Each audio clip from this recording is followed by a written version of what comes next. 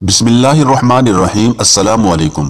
حدیث نبوی صلی اللہ علیہ وآلہ وسلم سے ایک مثال ملتی ہے کہ مسلمہ طور پر اسلام کی تعلیم یہی ہے، اور یہی تصور حرز جان بنا لینا چاہیے کہ گناہگار انسان قابل نفرت نہیں ہوتے بلکہ گناہ قابل نفرت ہوتا ہے۔ اس کی مثال ذیل کی حدیث پاک میں ہمیں مل جاتی ہے۔ ایک دفعہ حضور اکرم صلی اللہ علیہ وآلہ وسلم کی بارگاہ میں قبیلہ قریش کا ایک نوجوان حاضر ہوا۔ اس وقت صحابہ کرام سراپا ادب بنے ہوئے آقا دو جہاں صلی اللہ علیہ وسلم کی مجلس میں بزم آ رہا تھے۔ وہ نوجوان جو عنفوان شباب کے عالم میں تھا یوں عرض گزار ہوا: یا رسول اللہ صلی اللہ علیہ وآلہ وسلم، میں آپ کا ہر حکم مانوں گا مگر آپ مجھے ایک گناہ کی اجازت دے دیں، کیونکہ میں یہ گناہ کیے بغیر نہیں رہ سکتا۔ پیارے آقا رحمت سراپا صلی اللہ علیہ وسلم نے فرمایا کہ جوان، یہ تو بتا کہ وہ کون سا گناہ ہے؟ تو وہ کہنے لگا: حضور، مجھے بدکاری کی اجازت دے دیں، اس لیے کہ اسے چھوڑنا میرے بس کی بات نہیں۔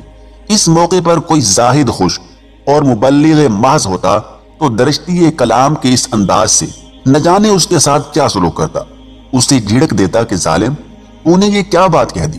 عین ممکن تھا کہ طیش میں آ کر وہ اسے اپنی مجلس سے ہی نکال دیتا، لیکن مصلح اعظم اور طبیب امراض روحانی حضور سرکار دو عالم صلی اللہ علیہ وآلہ وسلم کی جبین مبارک پر ذرہ برابر بھی شکن نہ آئی۔ صحابہ کرام رضوان اللہ تعالی علیہم اجمعین حیران و سراسیمہ ہو کر یہ سارا منظر دیکھ رہے تھے۔ حضور اکرم صلی اللہ علیہ وسلم نے اس قریشی نوجوان کو اپنے قریب کر لیا اور بڑی شفقت سے نرم لہجے میں پوچھا: اے بیٹے، ذرا یہ بتا، جس جرم کی تو نے مجھ سے اجازت مانگی ہے کس سے کرنے کا ارادہ ہے؟ کیا تو ایسا اپنی ماں سے کرے گا؟ اس نے عرض کیا: یا رسول اللہ، ہرگز نہیں۔ کیا کوئی اپنی ماں سے بھی ایسا کر سکتا ہے؟ آپ صلی اللہ علیہ وآلہ وسلم نے فرمایا: ہاں، تو نے سچ کہا۔ کیا تو ایسا اپنی بیٹی کے ساتھ کرے گا؟ اس نے عرض کیا: یا رسول اللہ، کیا اپنی بیٹی سے ایسا تصور کیا جا سکتا ہے؟ آپ صلی اللہ علیہ وآلہ وسلم نے فرمایا: تم نے بالکل ٹھیک بات کی، تو پھر کیا اپنی بہن سے ایسا ارادہ ہے؟ اس نے عرض کیا: نہیں۔ کیا کوئی اپنی بہن سے یہ حرکت کر سکتا ہے؟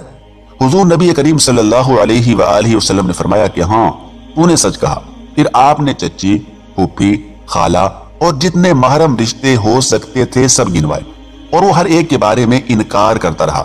حضور اقدس صلی اللہ علیہ وآلہ وسلم نے اس طرح نفسیاتی طور پر اس کو یہ بات باور کرا دی کہ تو جس خاتون سے بھی بدکاری کا ارتکاب کرے گا وہ کسی نہ کسی کی ماں، بہن اور پھوپھی، خالہ وغیرہ ہوگی، اور اگر تجھے اس امر کی اجازت دے دی جائے تو پھر تیری سگی ماں اور بہن بھی نہیں بچ سکیں گی۔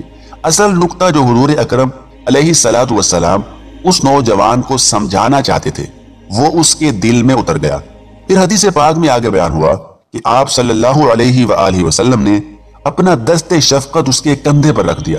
کتنا خوش نصیب تھا وہ نوجوان کہ جو گناہ کی اجازت مانگنے آیا تھا، مگر آقا و مولا کے کرم کا ہاتھ اس کے سر پر پڑ گیا۔ آپ صلی اللہ علیہ وسلم نے اس کے حق میں دعا فرمائی کہ اے باری تعالی، اس نوجوان کے گزشتہ گناہ معاف فرما دے اور اس سے آئندہ گناہ کرنے کی توفیق سلب کر لے۔ حدیث کے راوی صحابی رضی اللہ تعالی عنہ بیان کرتے ہیں کہ پھر زندگی بھر کے لیے ان کی ماہیت قلب اس طرح تبدیل ہوئی کہ مرتے دم تک کسی کی طرف غلط نظر اٹھی ہی نہیں۔ دوسری مثال کے طور پر وہ حدیث پیش کی جا سکتی ہے جس میں یہ بیان کیا گیا ہے کہ ایک صحابی رسول حاضر ہوئے اور عرض کیا: یا رسول اللہ صلی اللہ علیہ وآلہ وسلم، میں تو ہلاک ہو گیا۔ پوچھا: کیا ہوا؟ عرض کیا: روزہ توڑ بیٹھا ہوں۔ حضور صلی اللہ علیہ وآلہ وسلم نے فرمایا: جاؤ ایک غلام آزاد کر دو۔ عرض کیا: یا رسول اللہ، میں غریب آدمی ہوں۔ فرمایا: پھر 60 روزے رکھ لو۔ عرض کیا: یا رسول اللہ، ایک کو تو توڑ بیٹھا ہوں، 60 کیسے رکھوں؟ فرمایا: 60 مسکینوں کو کھانا کھلا دو۔ عرض کیا: غریب ہوں، کیسے کھلاؤں؟ اسی دوران ایک صحابی کھجوروں کا بڑا سا ٹوکرا لے کر حاضر ہو گئے۔ آپ صلی اللہ علیہ وآلہ وسلم نے فرمایا: اسے لے جاؤ اور مدینہ کے غرباء و مساکین میں بانٹ دو، تمہارا کفارہ ادا ہو جائے گا۔ عرض کیا: یا رسول اللہ صلی اللہ علیہ وآلہ وسلم، مجھ سے بڑا مسکین اور غریب کون ہو سکتا ہے؟ یہ سن کر آپ صلی اللہ علیہ وآلہ وسلم مسکرا پڑے اور فرمایا: ٹھیک ہے، اسے گھر لے جاؤ، خود کھاؤ اور اپنے بال بچوں کو کھلا دو، یہی تمہارا کفارہ ہے۔ اس تصور کو اجاگر کرنے اس روایت سے بھی مدد ملتی ہے کہ ایک روز صحابی رسول حضرت ابو درداء رضی اللہ تعالیٰ عنہ کا گزر ایک ایسے شخص کے پاس سے ہوا جس نے کسی گناہ کا ارتکاب کر لیا تھا اور لوگ اسے خوب برا بھلا کہہ رہے تھے۔ آپ رضی اللہ تعالیٰ عنہ نے لوگوں کو ایسا کرنے سے منع کرتے ہوئے فرمایا، لوگوں مجھے یہ بتاؤ، اگر تم لوگ اسے کسی گڑھے میں گرا ہوا پاتے تو اسے اس سے نکالنے کی کوشش کرتے یا نہیں؟ لوگوں نے جواب دیا، ہاں کیوں نہیں، ہم پوری کوشش کرتے۔ آپ رضی اللہ تعالیٰ عنہ نے فرمایا، پھر تمہیں اس کو برا بھلا کہنا زیب نہیں دیتا، خدا کا شکر ادا کرو کہ اس نے تمہیں اس گناہ میں ملوث ہونے سے بچا لیا۔ لوگوں نے قدر حیرت سے کہا، تو کیا ہم اس سے نفرت بھی نہ کریں؟ آپ رضی اللہ تعالی عنہ نے فرمایا، جہاں تک میرا اپنا معاملہ ہے مجھے اس گناہگار سے تو کوئی نفرت نہیں، ہاں اس کا گناہ میرے نزدیک قابل نفرت ہے، اگر یہ اسے ترک کر دے تو پھر میں اسے اپنا بھائی بنا لوں گا اور یہ میرے نزدیک میرے اپنے بھائیوں کی طرح محترم ہوگا۔ اور پھر قرآن کریم کی اس آیت پاک سے بھی اس حقیقت پر روشنی پڑتی ہے۔ ترجمہ: حضرت لوط علیہ السلام نے فرمایا، بے شک میں تمہارے عمل سے بیزار ہونے والوں میں سے ہوں۔ تو اسلامی تعلیمات کا بنیادی نقطہ یہی ہے کہ اسلام نے گناہ سے نفرت کی تعلیم دی ہے، گناہگار سے نہیں۔ مرض سے بچنے کا سبق سکھایا ہے، مریض سے نہیں۔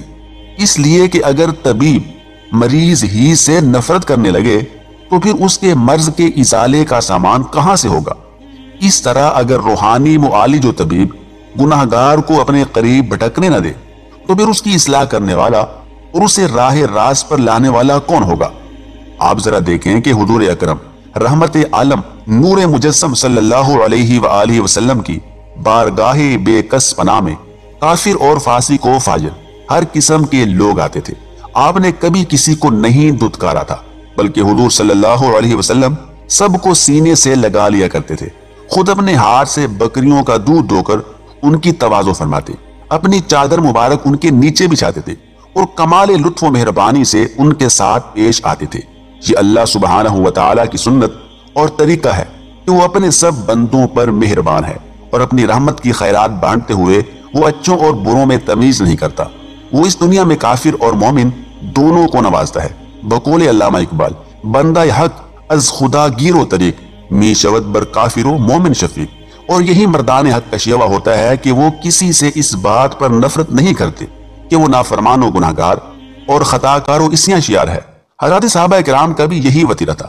حضرت علی شیر خدا کرم اللہ وجہ الکریم نے افطاری کے وقت اپنے منہ سے لقمے نکال کر جس کے منہ میں ڈال دیے تھے وہ ایک اسیر اور قیدی ہی تو تھا۔ ان کا ایسا کرنا قرآن کریم کی ایک آیت پاک کے نزول کا سبب بن گیا۔ یہ مقبولان الہی کا خاصہ ہے کہ وہ اللہ کے بندوں سے پیار کرتے ہیں اور ان کی ایثار کا یہ عالم ہوتا ہے کہ خود بھوکا رہنا گوارا کر لیتے ہیں اور اپنا کھانا اٹھا کر کبھی مسکین، کبھی یتیم اور کبھی کسی قیدی کو دے دیتے ہیں۔ اللہ پاک ایسا ایثار اور غربا پروری ہمیں بھی عطا فرمائے اور گناہگار و نافرمان سے نفرت کرنے کی بجائے گناہ و نافرمانی سے متنفر ہونے کی توفیق دے۔ آمین ثم آمین۔